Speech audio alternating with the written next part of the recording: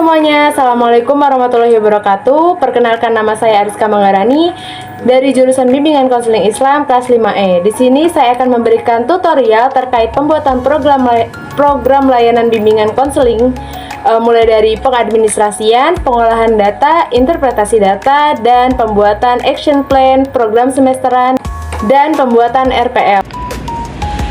Oke, Assalamualaikum warahmatullahi wabarakatuh. Waalaikumsalam warahmatullahi wabarakatuh. Teman-teman, gimana nih kabarnya hari ini? Alhamdulillah baik. Alhamdulillah baik. Pertama-tama saya ucapkan terima kasih banyak kepada kalian karena kalian telah meluangkan waktu kalian untuk bisa hadir pada kegiatan hari ini. Alhamdulillahirrahmanirrahim. Wabillahi nasta'in wa ala umuri assalatu wassalamu ala asrofil anbiya'i wal mursalin wa ala alihi washabbihi ajmain, amma ba'du. Teman-teman, apakah benar ini kelas BKI 5E? Betul. Oke, betul. Perkenalan dulu ya, saya Ariska Manggarani dari jurusan Bimbingan Konseling Islam instansi UNSMH Banten. Teman-teman, ada yang tahu nggak kegiatan hari ini tuh kita mau ngapain?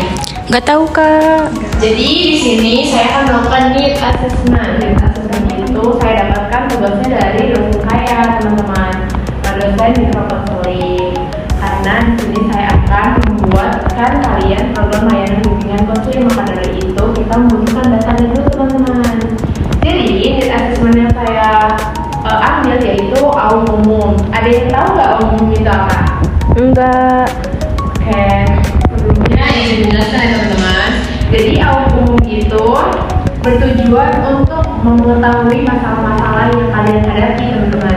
Mulai dari masalah kecil sampai masalah besar, masalah dari rumah, masalah belajar, masalah komunikasi yang kurang baik, atau masalah yang sangat serius seperti itu. Apakah ada yang belum paham sama apa itu AUM umum? Udah Kak.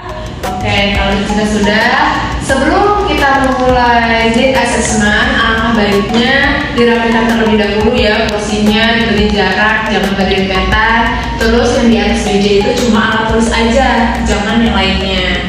Oke, alat tulis di sini karena kita pakainya instrumen ya teman-teman, Google Form gitu, jadi saya membutuhkan HP, jadi HP aja di atas meja. Baik teman-teman, sebelum kita melakukan pengerjaan need assessment ini, ada yang mau kamar mandi? Kalau ada yang mau kamar mandi, saya beri waktu 2 menit ya, karena agar tidak mengganggu jalannya pengujian assessment ini. Oke teman-teman, jadi saya udah kirim nih Google Form-nya ke ketua kelas kalian. Boleh dibuka Google Form-nya di HP kalian masing-masing? Ya Kak, sudah. Jadi saya akan menjelaskan bagaimana sih cara pengerjaan need assessment AUM umum ini.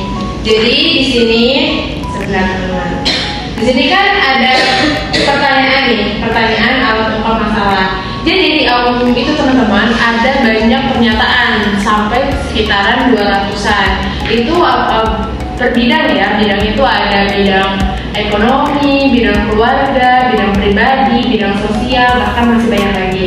Jadi di sini kalian nanti isi nama lengkap, terus isi NIS, nomor induk siswa, terus alamat, email, tempat tanggal lahir, sama tanggal pengerjaan hari ini. Nah di bagian 2 ini teman-teman, itu petunjuk pengisiannya. Yang pertama itu, kalian itu harus membaca semua pernyataan yang ada di Google Form ini. Nanti kalian tandain kira-kira masalah apa nih yang kalian rasakan, yang relate sama kalian gitu. Ditandain, kalau nggak relate jangan ditandain ya. Nanti kalau udah selesai dibaca 200 pernyataan itu, di bagian kedua itu, di pernyataan kedua itu kalian sebutin nomor pernyataannya, kira-kira nomor mana nih yang paling kalian rasakan tuh paling berat gitu yang kalian alami. Nah nanti di langkah ketiga itu kalian tulis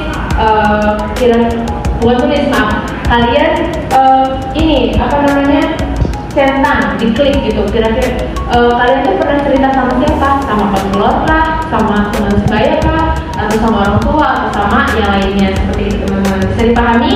Bisa. Nah oke, karena kalian sudah paham dan nggak ada pertanyaan, Need assessment ini dilakukan selama 30 menit ya teman-teman. Iya, Kak. Jadi kalian harus fokus, jangan takut kalau data-data kalian ini bakal bocor karena saya akan menyimpannya secara rahasia, karena dalam bimbingan konseling ini itu kita mengangkat asas kerahasiaan di mana kita menjaga data-data klien. Oke teman-teman, karena saya tadi sudah menjelaskan bagaimana sih cara menjawab dan mengerjakan need assessment program ini, sebelum kita memulai mengerjakan, alangkah baiknya kita mengucapkan lafaz Bismillahirrahmanirrahim. Bismillahirrahmanirrahim. Selamat mengerjakan teman-teman. Oke teman-teman, udah pada ngumpulin? Udah, Kak. Untuk hasilnya nanti keluar di minggu depan ya. Teman-teman bisa tahu bantuan apa nih yang kira-kira bisa saya berikan kepada teman-teman atau melalui guru BK di sekolah ini. Oh iya, pertanyaan terakhir ya teman-teman, gimana perasaan teman-teman setelah mengerjakan need assessment umum ini? Lebih sadar diri, Kak. Merasa terbantu ya? Iya. Merasa tidak dihakimi ketika kalian jujur ya. Saya harap semoga teman-teman setelah melakukan dan mengerjakan assessment ini ada perubahan dalam diri teman-teman. Terima kasih waktunya. Sekian. Wassalamualaikum warahmatullahi wabarakatuh. Wah. Langkah pertama mengolah data yaitu membuka kuesioner yang telah dibuat dan disebarkan. Kemudian, pastikan siswa mengisi nama, NIS, alamat, email, tepat tanggal lahir, dan tanggal pengerjaan yang diperlukan dengan benar. Kemudian, jika siswa belum mengerti, bisa baca petunjuk pengisian terlebih dahulu. Jika sudah, siswa sudah boleh memberi tanda pada pernyataan yang sesuai dengan kondisi atau masalah yang sedang mereka alami. Jika pernyataan tersebut tidak pernah dialami, maka cukup dilewati saja atau dibiarin kosong. Di sini ada 200 pernyataan yang mungkin dialami beberapa dari siswa, mulai dari pribadi, sosial, belajar, dan karir.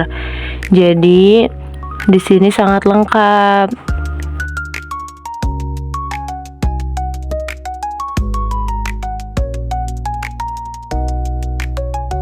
Jika siswa merasa ada masalah yang sangat berat dan sangat mengganggu kesehariannya, boleh cantumkan nomornya di kolom yang sudah disediakan. Jika siswa ingin menceritakan masalahnya, maka diklik ya dan diklik kepada siapa ia mau menceritakannya. Bisa jadi konselor, orang tua, teman, guru BK, dan lain sebagainya. Pastikan semuanya terisi dengan lengkap. Setelah mendapatkan jawaban, baru kita buka dan klik spreadsheet-nya. Kemudian download jawaban yang kita dapat dari siswa ke Microsoft Excel.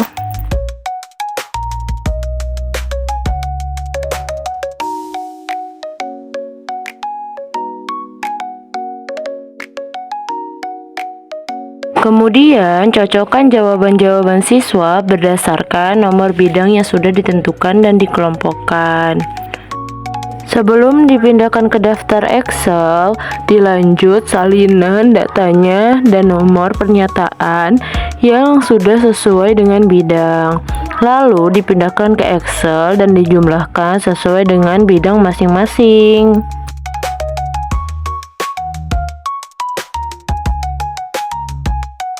Kemudian, buat tabel berisi 10 bidang yang sudah dijumlah dan dihitung. Kemudian di blok, klik insert, klik kolom diagram batang 3D agar bisa memunculkan diagram batang, supaya nanti kita tahu bidang apa yang paling tertinggi maupun terendah di dalam kelas tersebut, sehingga dapat memudahkan kita dalam membaca permasalahan yang paling banyak maupun rendah. Dilanjut dengan data per bidang, ditulis ulang di sheet baru, lalu diblok semuanya. Kemudian klik insert dan klik kolom diagram batang 3D agar diagram batangnya muncul, supaya kita juga tahu siapa yang paling banyak dan rendah dalam memilih pernyataan di bidang tersebut. Setelah semua bidang selesai, akan dilanjut ke data individu. Pertama-tama adalah blok 10 bidang masalahnya.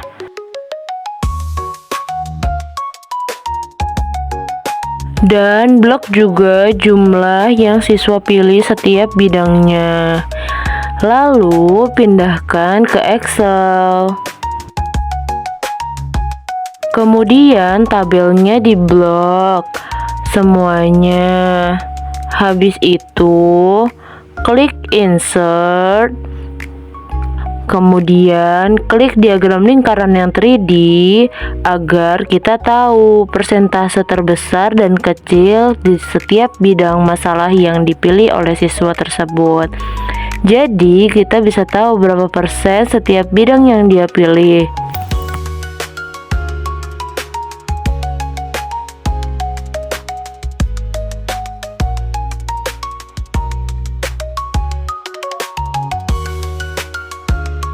Setelah mengolah data, kita sudah bisa membaca datanya.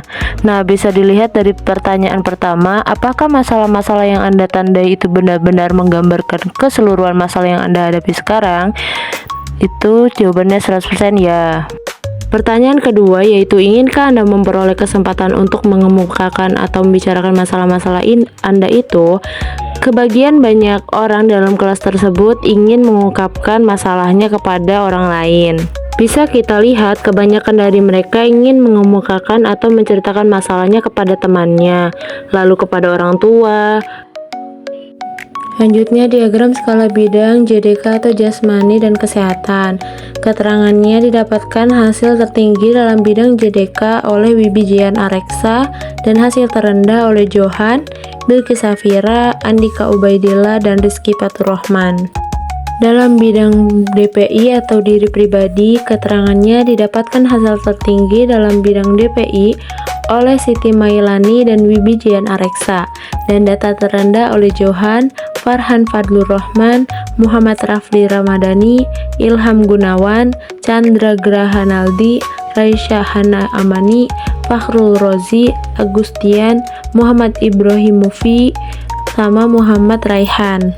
Dalam bidang EDK atau ekonomi dan keuangan, keterangan didapatkan hasil tertinggi dalam bidang EDK oleh M. Kahfi Faturrahman dan Novita Lestari.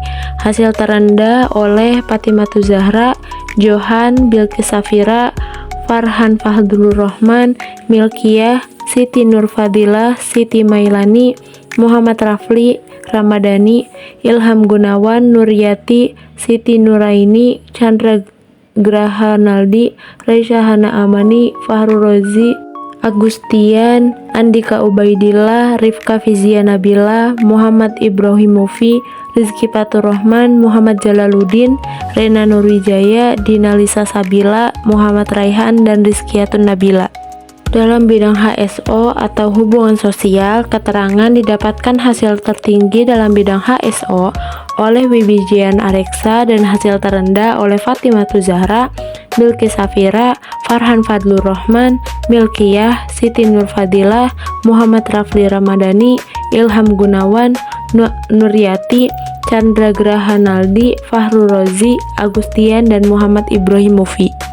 Dalam bidang KDP atau karir dan pekerjaan, keterangan didapatkan hasil tertinggi dalam bidang KDP oleh Wibi Jian Areksa dan hasil terendah oleh Fatimatu Zahra, Johan, Bilqis Safira, Farhan Fadlur Rahman, Ilham Gunawan, Rizky Pratama, Siti Nuraini, Chandra Grahanaldi, Raisya Hana Amani, Fahru Rozi, Agustian, Muhammad Ibrahim Mufi, Muhammad Jalaluddin, Rena Nurwijaya, Dinalisa Sabila, Muhammad Raihan, dan Nabila. Dalam bidang PDP atau pendidikan dan pelajaran, keterangan didapatkan hasil tertinggi dalam bidang PDP oleh Rizkyatun Nabila dan Novita Lestari, dan data terendah oleh Fatimatu Zahra, Bilqis Safira, Farhan Fadlur Rahman, Ilham Gunawan, Raisya Hana Amani, Agustian, Muhammad Ibrahim Mufi, Muhammad Jalaluddin, dan Rena Nurwijaya. Dalam bidang ANM atau agama, norma, dan moral, keterangan didapatkan hasil tertinggi dalam bidang ANM oleh Andika Ubaidillah dan hasil terendah oleh Fatimatu Zahra, Bilqis Safira, Farhan Fadlur Rahman, Milkiyah, Ilham Gunawan, Nuryati, Siti Nuraini, Chandra Grahanaldi, Raisyahana Amani, Fahrul Rozi, Agustian, Rizky Faturrahman, Muhammad Jalaluddin, Rena Nurwijaya, Dina Lisa Sabila, Muhammad Raihan, dan Rizkyatun Nabila. Dalam bidang KHK atau kondisi hubungan keluarga, keterangan didapatkan hasil tertinggi dalam bidang KHK oleh Bibijian Areksa dan hasil terendah oleh Johan, Bilqis Safira, Farhan Fadlur Rahman, Chandra Grahanaldi, Fahrul Rozi, Agustian, Muhammad Ibrahim Mufi, dan Rena Nurwijaya.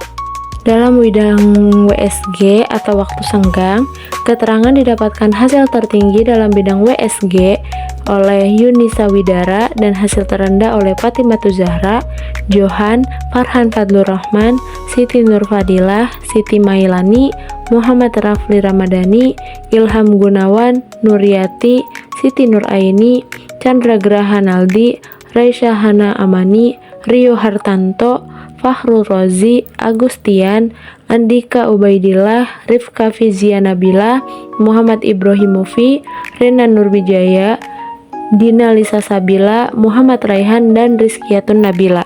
Dalam bidang HMM atau hubungan muda-mudi, keterangan didapatkan hasil tertinggi dalam bidang HMM oleh Rizkyatun Nabila dan data terendah oleh Johan, Farhan Fadlur Rahman, Muhammad Rafli Ramadhani, Siti Nuraini, Chandra Grahanaldi, Fahrul Rozi, Agustian, Muhammad Ibrahim Mufi, dan Rizky Faturrahman.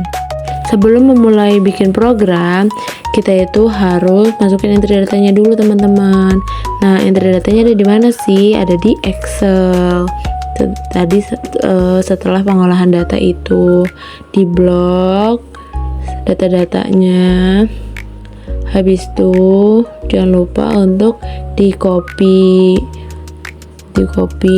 Nah, setelah di copy, pindahin ke Wordnya itu klik kanan, itu pakainya option yang picture ya teman-teman, pastenya. Habis itu jangan lupa diagramnya juga, diagramnya pakai diagram kelas ya teman-teman. Di blok lagi dua-duanya, habis itu dipindah ke Word.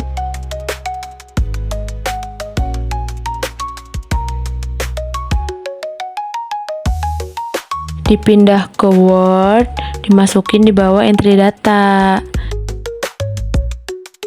Nah, habis itu kita masuk ke rencana kegiatan atau action plan.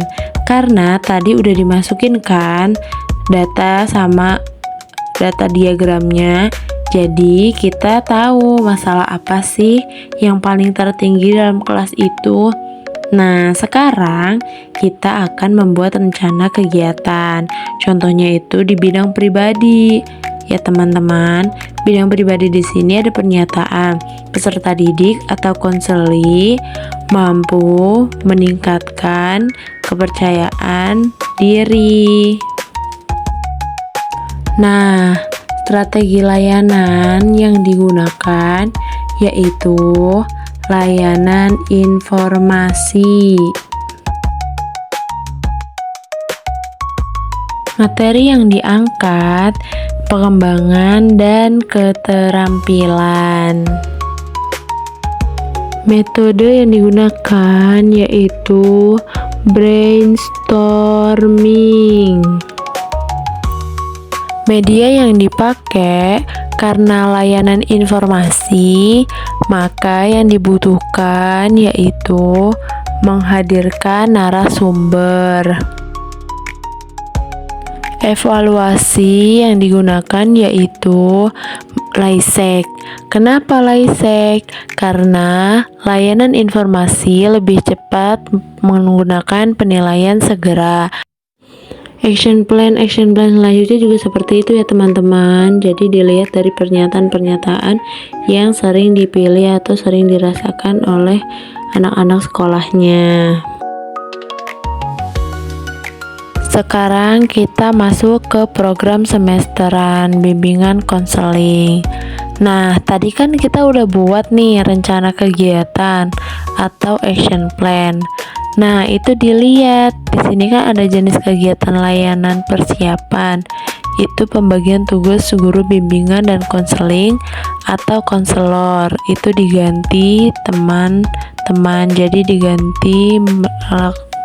Jadi melakukan orientasi atau pengenalan lingkungan sekolah. Bidang bimbingannya masuk ke pribadi. Nah, kita checklistin dulu teman-teman. Sebelum checklist kita ke ini layout, habis itu simbol, cari simbol yang centang buat disimpan di kolom pribadinya. Itu kita masukin deh. Fungsi bimbingan dan konselingnya yaitu pemahaman, bertujuan untuk mengenalkan lingkungan baru. Target sasarannya yaitu kelas 10. Waktunya itu dilaksanakan pada awal semester. Nah, ini lanjutannya ya teman-teman. Kita tinggal lanjutin aja. Kan di sini ada asesmen kebutuhan. Dia masuknya ke bidang pribadi. Nanti bidang pribadi di checklist. Nah, fungsi bimbingan dan konselingnya yaitu pemahaman. Habis itu, apa sih tujuannya? Tujuannya itu untuk mendapatkan data kebutuhan. Sasaran kelasnya yaitu mulai dari kelas 10 sampai kelas 12. Pelaksanaannya yaitu di awal semester, sama seperti yang sebelumnya ya teman-teman. Nah, selanjutnya ini kan menyusun program bimbingan dan konseling. Itu masuknya kita lewatin ya teman-teman. Langsung ke tujuannya. Tujuannya apa sih? Tujuannya itu untuk merumuskan program kerja semesteran. Nah, sasarannya gak ada. Waktunya kapan? Waktunya awal semester, sama seperti sebelum-sebelumnya. Habis menyusun program semesteran, kita langsung bikin jadwal kegiatan bimbingan dan konseling atau program tahunan teman-teman. Nah, ini kan udah ada tabelnya nih. Tabelnya itu disamain sama tabel program semester. Jadi nanti isinya itu sama. Contohnya kalau di sini tinggal melakukan asesmen kebutuhan. Kan tadi di program semesterannya itu dilaksanakan pada awal semester. Nah, kapan? Bulan Juli. Kita checklist di minggu pertama untuk melakukan asesmen kebutuhan ini. Oke teman-teman, sekarang kita beralih ke pembuatan rencana pelaksanaan layanan atau biasa disebut RPL, bimbingan kelompok. Nah, di sini kan di bagian A itu ada komponen layanan, sedangkan tadi di action plan kita nggak pakai tuh yang namanya komponen layanan. Jadi diubah jadi strategi layanan. Nah, strategi layanan yang dipakai itu kita ambil contohnya di layanan bimbingan kelompok. Nah, bidang layanannya apa? Kita masukin bidang sosial. Fungsinya itu untuk pemahaman dan pengembangan diri. Tujuannya untuk apa? Peserta didik mampu berbicara di depan umum atau orang lain dengan percaya diri. Topiknya yang diangkat itu mengembangkan keterampilan public speaking. Nah, sasarannya kelas 1 SMA. Metode dan teknik yang digunakan yaitu diskusi, simulasi, role playing, dan refleksi. Waktunya itu kapan? 2 kali 45 menit dalam kurun 1 pertemuan. Nah, media dan alat yang dipakai ada LCD atau PowerPoint, terus mikrofon, spidol, kartu refleksi, dan speaker. Tanggal pelaksanaannya itu 20 Oktober 2025. Sumber bacaannya dari mana aja, bisa dari artikel tentang keterampilan komunikasi dan kepercayaan diri. Selanjutnya yaitu uraian kegiatan. Pertama, ada tahap awal. Isinya ada pernyataan tujuan, yaitu guru bimbingan dan konseling atau konselor menyapa peserta didik atau konseli dengan kalimat yang membuat mereka bersemangat.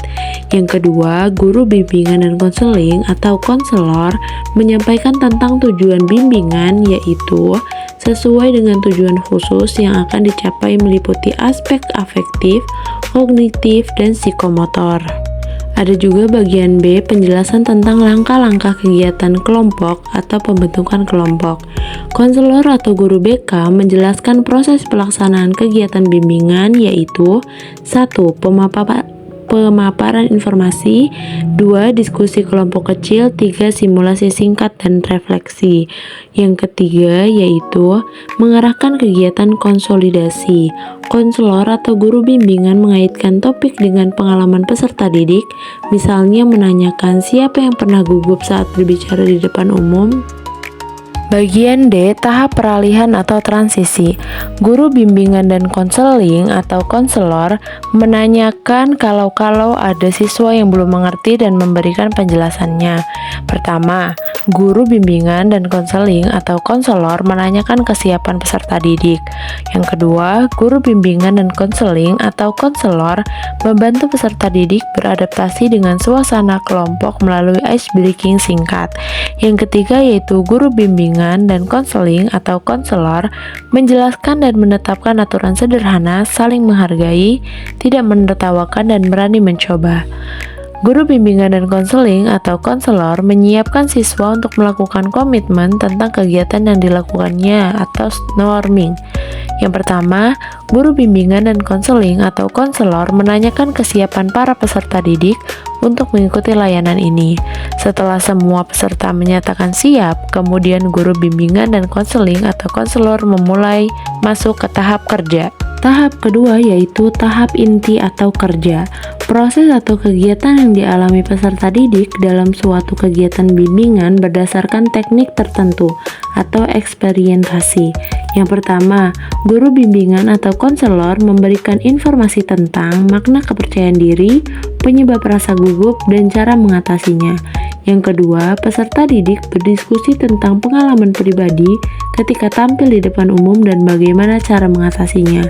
Yang ketiga, beberapa peserta didik diminta maju memperkenalkan diri atau menyampaikan pendapat singkat di depan teman-teman.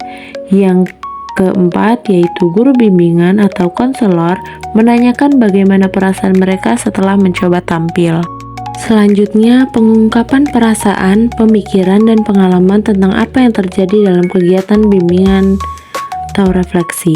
Yang pertama, beberapa peserta didik diminta maju memperkenalkan diri atau menyampaikan pendapat singkat di depan teman-teman.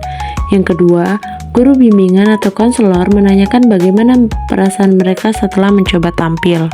Tahap yang ketiga yaitu tahap pengakhiran atau terminasi, menutup kegiatan dan tindak lanjut. Yang pertama, guru bimbingan dan konseling atau konselor memberikan penguatan terhadap aspek-aspek yang ditemukan oleh peserta selama sesi layanan berlangsung. Yang kedua, merencanakan tindak lanjut yaitu mengembangkan aspek kerjasama. Yang ketiga, akhir dari tahap ini adalah menutup kegiatan layanan secara simpatik. Terakhir yaitu evaluasi. Evaluasi dibagi menjadi dua, evaluasi proses dan evaluasi hasil. Evaluasi ini dilakukan oleh guru bimbingan dan konseling atau konselor dengan melihat proses yang terjadi. Evaluasi setelah mengikuti bimbingan kelompok antara lain mengajukan pernyataan untuk mengungkap pengalaman konseli dalam bimbingan kelompok atau mengamati perubahan perilaku peserta setelah bimbingan kelompok.